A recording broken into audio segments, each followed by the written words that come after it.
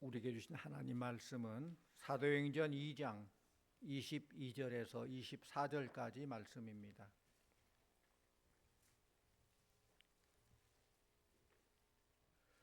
이스라엘 사람들아, 이 말을 들으라.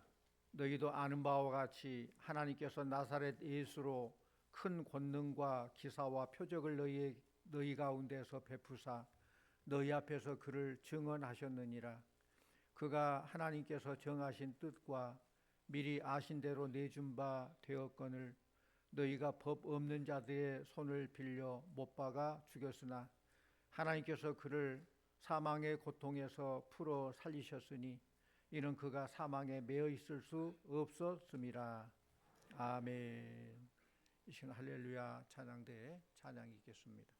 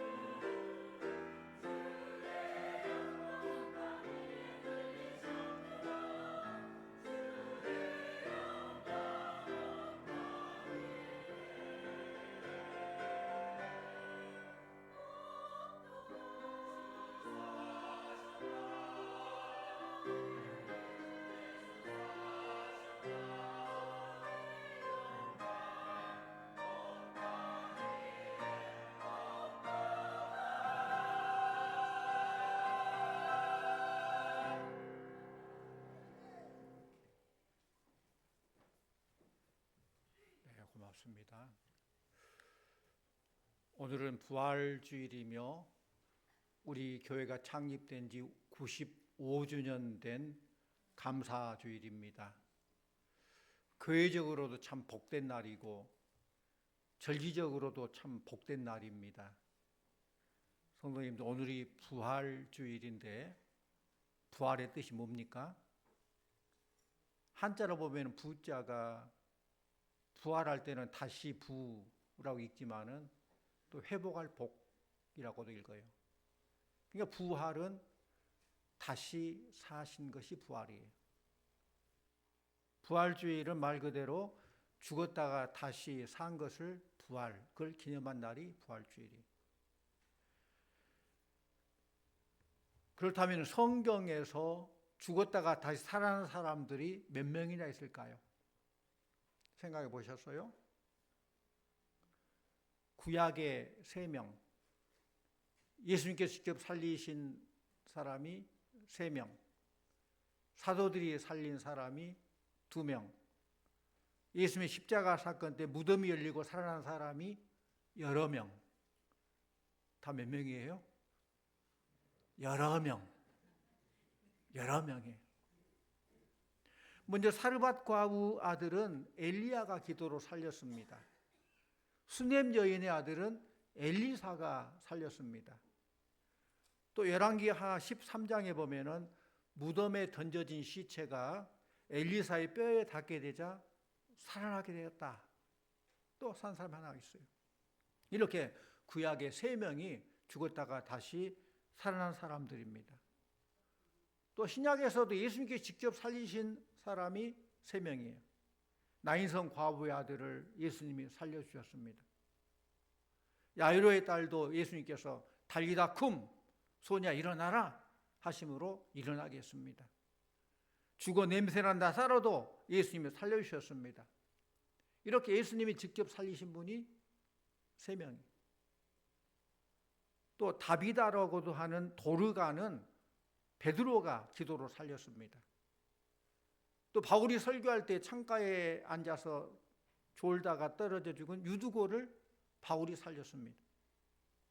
이렇게 사도들이 2명을 살렸고, 또 마태복음 27장 말씀 보면은 예수님의 십자가 사건 때 무덤이 열리고 여러 성도들이 살아났다라고 합니다. 이렇게 성경에 보면은 수많은 사람들이 죽었다가 살아난 그런 내용이 있습니다. 그러나 그 어떤 부활보다도 가장 중요한 부활은 예수님의 부활인 줄로 믿습니다. 왜냐하면 예수님의 부활은 완전한 승리의 부활이고 다시 죽지 않는 영생의 부활이에요. 죽었다 살아난 그 사람 조금 살다 다 죽었어요. 그러나 우리 예수님은 부활하셔서 하늘 보좌에 앉으시고 영원히 사시고 우리 함께 하시는 줄로 믿습니다. 첫째로 주님의 부활은 죄에 대한 승리를 선언한 것입니다. 우리 말씀 봅니다. 로마서 5장 12절 말씀 같이 봅니다. 그러므로 한 사람으로 말미암아 죄가 세상에 들어오고 죄로 말미암아 사망이 들어왔나니 이와 같이 모든 사람이 죄를 지었으므로 사망이 모든 사람에게 이르렀느니라. 아멘. 그렇습니다. 죄는 하나님과 우리 관계를 단절시키고 또 원만했던 하나님의 관계를 끊어버렸어요. 그게 죄예요. 이렇게 우리를 죽음으로 이끌어가는 죄에 대하여 사망을 선언한, 죄의 너는 끝났다, 사망 선고하고 승리의 삶을 허락하신 거, 그게 곧 십자가죠. 부활이죠. 우리 죄를 위해서 십자가에 죽으신 그분이 이제 우리의 승리를 위해서 다시 살아나셨다는 말씀입니다. 고린도전서 15장에 보면 그리스도께서 다시 사신 것이 없으면 너희가 여전히 죄 아래 있는 자다라고 말씀합니다. 이것은 예수님의 부활은 개인의 사건이 아니라는 거예요. 예수님 십자가 못 박혀 죽은 것도 개인의 사건이 아니고 부활도 개인의 사건이 아니에요. 그분이 다시 살지 않았다면 우리는 여전히 죄의 종노릇 하게 되고 그런 죄의 종의 상태를 면할 수 없게 되는데 주님의 부활하심은 죄에 대한 분명한 승리인 줄로 믿습니다. 또 두 번째로 주님의 부활은 죽음에 대한 승리를 선언한 것입니다. 말씀 봅니다. 요한복음 5장 24절 말씀 같이 봅니다. 내가 진실로 너에게 이르노니 내 말을 듣고 또 나 보내신 이를 믿는 자는 영생을 얻었고 심판에 이르지 아니하나니 사망에서 생명으로 옮겨느니라. 아멘. 그렇습니다. 죽음처럼 우리들을 무기력하게 만드는 것도 없어요. 죽음은 우리에게 충분히 두려움을 줍니다. 모든 사람이 죽음 앞에서 힘을 쓰지 못합니다. 성도 여러분, 여러분들은 죽음을 인정하고 계십니까? 죽음을 준비하고 계십니까? 특별히 연세 어느 정도 드신 분들은 죽음을 준비 잘 해야 돼요. 유언도 준비해야 되고, 마지막에 내가 어떤 찬송, 어떤 말씀을 볼까, 어떤 걸 내가 좋아하는가도 알아야 되고, 뿐만 아니라 젊은이들도 죽음을 준비하고 살아야 돼요. 죽음이란 우리에게 다가오는 피할 수 없는 도전이기 때문에 그렇습니다. 그래서 사탄 마귀는 죽음이라는 무기를 가지고 하나님의 사람들을 무기력하게 만들려고 도전합니다. 우리 예수님도 신성이 있었지만은 인성이 있잖아요. 인간의 육체를 입고 이 땅에 오셨어요. 인간의 몸을 이 땅에 오셔서 예수님이 죽음에 대한 두려움이 없겠습니까? 당연히 우리가 똑같이 안 먹으면 배고프고 때리면 아프고 피곤하면 일을 열심히 하면 피곤하고 당연히 그렇죠. 마태복음 26장 39절 이하에 보면은 내 아버지여 만일 할만하시거든 이 잔을 내게서 지나가게 하옵소서. 그러나 나의 온대로 마옵시고 아버지 온대로 하옵소서. 죽음의 잔, 십자가에 피 흘려야 되는 이 쓴 잔을 할만하시거든 내게 지나가게 해달라고 주님조차도 그렇게 간구했던 것을 볼 때에 죽음에 대한 우리의 두려움은 얼마나 크겠습니까? 그러나 하나님은 주님께서 십자가에 나아가도록 요청하셨고 주님은 그 주님의 뜻, 아버지 하나님의 뜻을 알기 때문에 주님 내 뜻대로 마옵시고 아버지 뜻대로 하옵소서. 자신의 최종 결론을 아버지 하나님께 맡기는 순종의 모습을 보이셨습니다. 요한복음 11장에 보면은 우리 주님께서 말씀하신 대로 나사로를 살리는 그런 장면이 나오는데 나는 부활이요 생명이니 나를 믿는 자는 죽어도 살겠고 무릇 살아서 나를 믿는 자는 영원히 죽지 아니하리라 말씀하신 후에 마르다와 마리아에게 네가 이것을 믿느냐 묻습니다. 중요한 것은 내가 그것을 믿느냐는 거예요. 그 부활의 주님을, 그 부활의 소망을 내 것으로 믿느냐는 거예요. 아무리 예수님이 부활하시고 그렇다고 하더라 하지만 나와 관계없는 그런 부활은 나에게 부활의 능력이 없는 거예요. 지금 이 시간에도 여러분에게 묻습니다. 네가 이것을 믿느냐? 믿습니까? 믿습니까? 믿으시기를 바랍니다. 또 세 번째로 주님의 부활은 사탄에 대한 승리를 선언한 것입니다. 사탄은 우리 인간을 능가하는 권세를 가지고 있어요. 사탄 아무것도 아니 우수 아니에요. 인간과 사탄 비교해보면요 인간이 할 수 없는 많은 것들을 합니다. 사탄도 병을 고칩니다. 모세를 대항했던 바로의 술사들도 기적을 행했습니다. 이렇게 사탄이 기적을 행하고 병을 고치다 보니까 세상 많은 사람들이 그 사탄의 권세에 굴복해 버려요. 우리 말씀 봅니다. 에베소서 2장 2절에서 5절 말씀 같이 옵니다. 그때에 너희는 그 가운데서 행하여 이 세상 풍조를 따르고 공중의 권세 잡은 자를 따랐으니 곧 지금 불순종의 아들들 가운데서 역사하는 영이라. 전에는 우리도 다 그 가운데서 우리 육체의 욕심을 따라 지내며 육체와 마음에 원하는 것을 하여 다른 이들과 같이 본질상 진노의 자녀였더니 긍휼이 풍성하신 하나님이 우리를 사랑하신 그 큰 사랑으로 인하여 허물로 죽은 우리를 그리스도와 함께 살리셨고 너희는 은혜로 구원을 받은 것이라. 아멘. 우리는 본질상 진노의 자녀였는데 하나님의 그 크신 사랑으로 인해서 허물로 죽은 우리를 그리스도와 함께 살리셨고 은혜로 구원받게 하셨다는 말씀이에요. 우리의 옛 생활은 공중의 권세 잡은 자 사탄을 따라다녔던 그런 모습이었습니다. 그러므로 뭐 병을 고치기 위해서 교회를 나온다거나 이적을 맛보기 교회를 나온다는 그 잘못된 동기였어요. 성경에 보면은 바로의 술사들도 지팡이를 가지고 뱀을 만들었습니다. 오늘날 무당들도 보면은 대단해요. 어떻게 18안 짝 작두 칼날 위에 막 맨발로 올라가서 막 작두춤을 춥니까? 놀랍잖아요.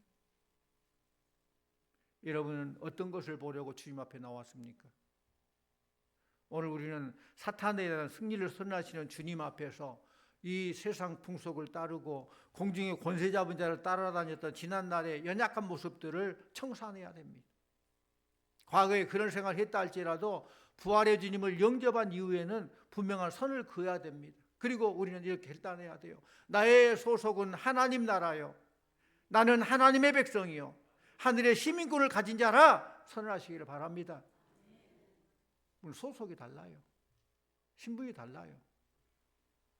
사탄은 하나님의 사역을 방해하고 자신이 지닌 권세와 능력으로 이적을 행하면서 사람들로 하여금 겁을 먹게 하고 자기를 경배하도록 요구를 합니다. 그게 사탄의 술수예요.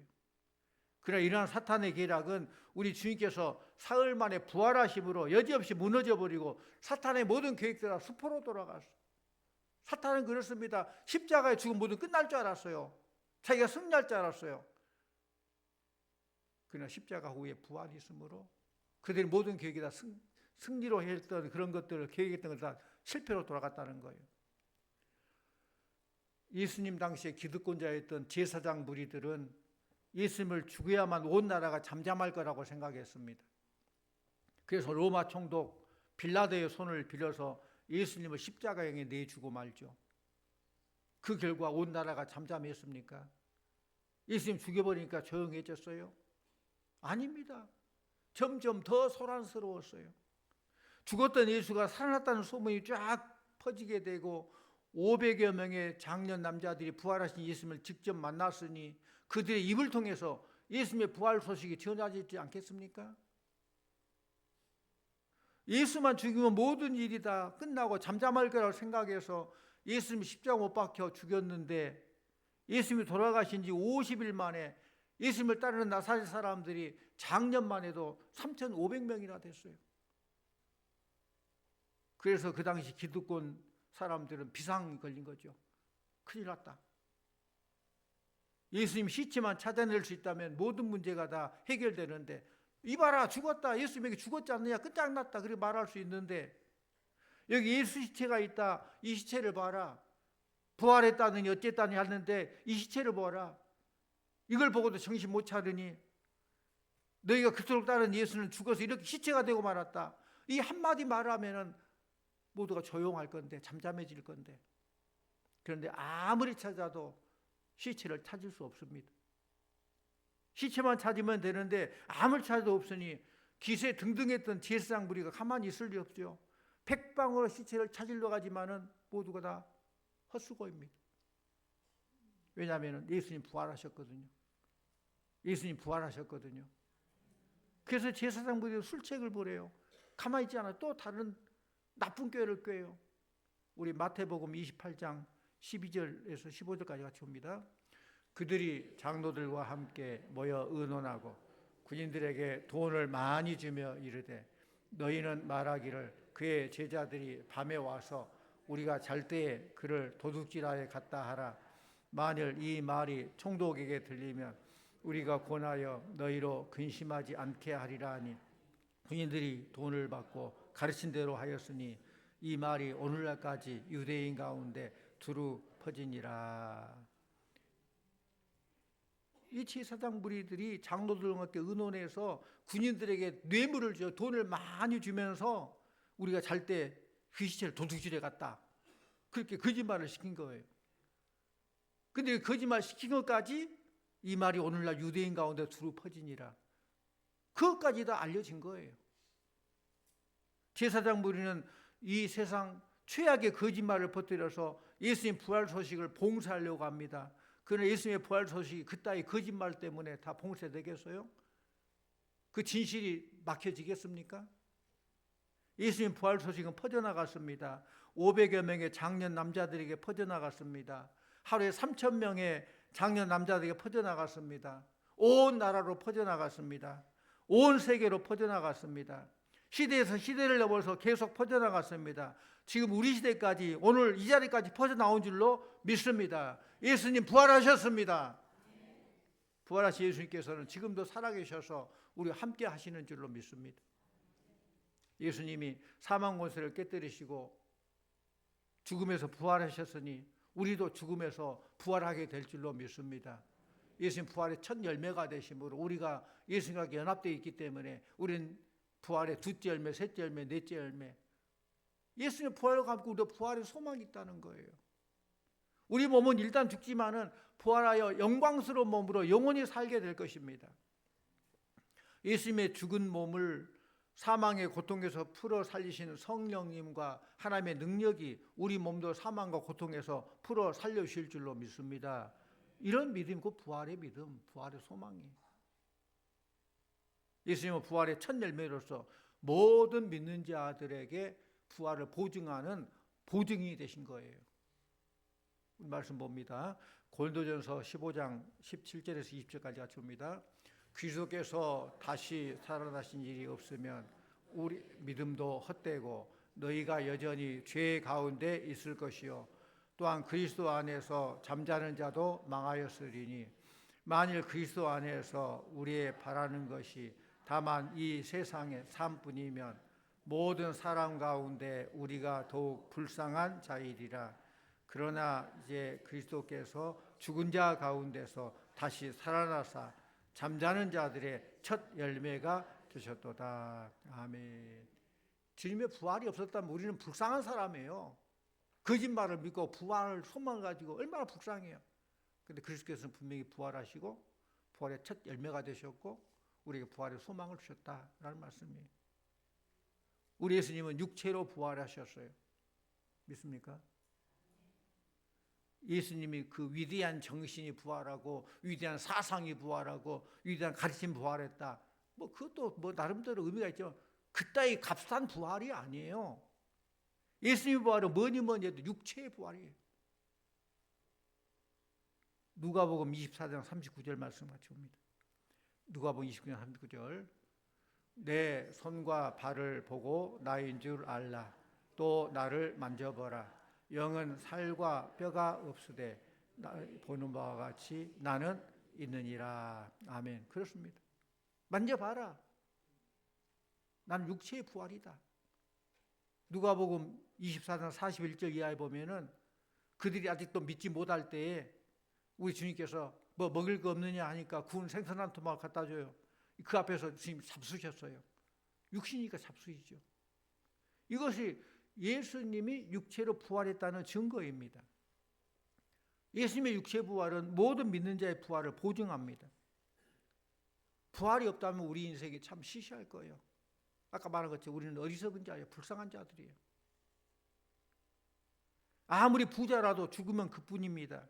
아무리 대통령이라도 죽으면 그뿐입니다. 부활이 없다면 우리 인생은 참 불쌍한 인생일 것입니다.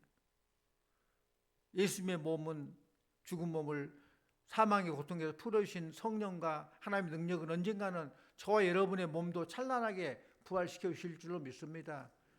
그 능력, 하나님의 능력은 어제나 오늘나 영원토록 동일하십니다. 사랑하는 성도님들, 부활의 주님은 매일매일의 삶 가운데서 부활의 능력을 경험하게 하십니다. 하나님께서는 병든 자에게는 건강해지는 부활을 주십니다. 가난한 자에게 부유해지는 부활을 주십니다. 실패한 자에게 성공하는 부활을 주십니다. 베드로를 보면은 그토록 주님을 배신하고 주님의 면전에서 3번이나 부인했던 사람입니다. 50일 절만 해도 배반의 꼬리표를 달고 다닌 그 실패자였습니다. 그러나 그 베드로가 부활한 주님을 만나게 되죠. 또 부활을 가능하게 했던 성령을 체험하고 난 뒤 베드로는 완전히 딴 사람이 됐어요. 한 여종 앞에서 벌벌 떨며 겁을 먹었던 베드로가 이제는 수천 명 앞에서 담대하게 외칩니다. 배운 게 짧았던 베드로가 이제 많이 배운 사람들 앞에 서서 유창하게 설교를 합니다. 또 22절 시작 9절 보면은 이스라엘 사람들아 이 말을 들으라 그래요. 담대하게 부활을 증거하는 거예요. 부활의 증인된 삶을 사는 거예요. 별로 배운 것도 없고 신분도 내놓을 거 없는데 대단한 사람들 앞에서 이스라엘 사람들아 내 말을 들으라. 예수님 부활하셨다. 나는 부활의 증인이다. 사랑하는 성도님들, 성도님들도 이 부활의 능력을 경험하고 많은 사람 앞에 담대하게 우리 예수님을 증거하는 부활의 증인들이 되시기를 축원합니다. 성도님들, 오늘 이 시간 부활의 능력을 경험하기를 원합니다. 여러분의 삶의 현장에서 부활의 능력을 경험하시기를 바랍니다. 병든 자들은 건강함의 부활을 경험하고, 가난한 자들은 부요함의 부활을 경험하고, 낮은 자들은 높아짐의 부활을 경험하고, 그리고 마침내 그 영광스러운 몸의 영원한 부활을 소망하며 부활의 증인된 삶을 살아가는 이 시대의 부활의 진정한 증인된 여러분들 다 되시기를 간절히 축원합니다. 기도하겠습니다. 사랑의 하나님 아버지, 사람들의 손에 넘겨져 십자가에 못 박히셨지만 하나님의 능력으로 죽음의 권세를 깨뜨리시고 다시 살아나신 우리 주님의 부활을 찬양합니다. 경배합니다. 주님, 사망이 주님을 붙들어 둘 수 없었던 것처럼 우리의 삶을 묶고 있는 죄와 두려움과 절망의 사슬도 주님의 부활의 능력으로 끊어지게 하여 주시옵소서. 우리의 믿음이 지식에 머물지 않게 하여 주시고 부활의 능력의 삶 속에서 실제로 부활의 능력을 체험하는 성도들 다 되게 하여 주시옵소서. 오늘도 부활의 증인으로 살아가게 하여 주시고 가는 곳마다 생명과 소망을 전하는 주님의 사람들 다 되게 하여 주시옵소서. 예수님 이름으로 기도하옵나이다. 아멘.